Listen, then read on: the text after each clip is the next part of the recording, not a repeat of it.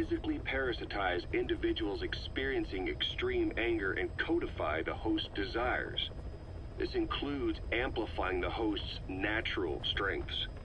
Or, in accordance with the host's desires, he can also implant program code in another individual, making them a puppet, essentially.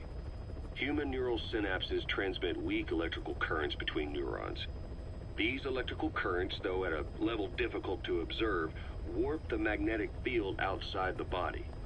The third boy is able to pick up these weak fluctuations. Contrary to psychotronics, which involves controlling the human mind, his abilities as a receptor are too high. The emotions he picks up from another individual are amplified and unleashed into his body as they recur in his brain. They turn into microwaves, which then affect the physical world, triggering paranormal phenomena like the spontaneous combustion of organic matter or psychokinesis, moving an object without touching it. There's one other thing.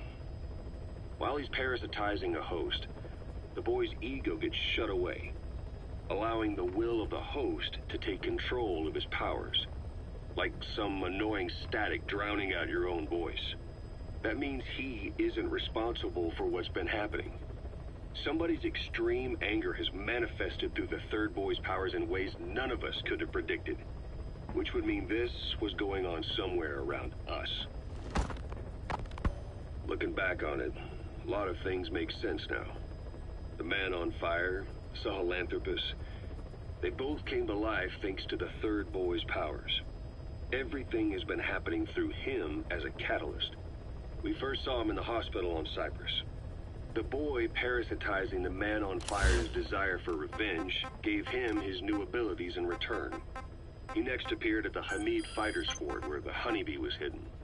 There, the boy parasitized Skullface's vengeful mind. He controlled Sahelanthropus, making it do whatever Skullface wanted. Same goes for when we extracted Emmerich onto the chopper. When he appeared at the Devil's House in Central Africa, Skullface's will controlled the man on fire via the third boy's powers. Everything is clear up to this point. But even the informant couldn't pinpoint who the host was in the cave within Serac power plant.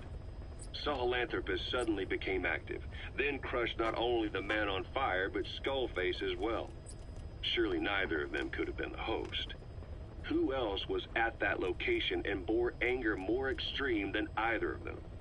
Whose will was controlling Sahelanthropus?